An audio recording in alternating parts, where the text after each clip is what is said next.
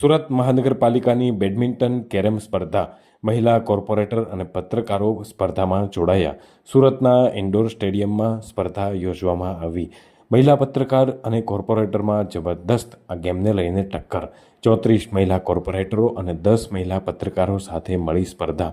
ખેલેગા India અને સ્ત્રી સશક્તિકરણને ધ્યાનમાં રાખી અને સુરત મહાનગરપાલિકા દ્વારા બેડમિન્ટન કેરમ સ્પર્ધા યોજાઈ હતી. राजा को छोड़ दो।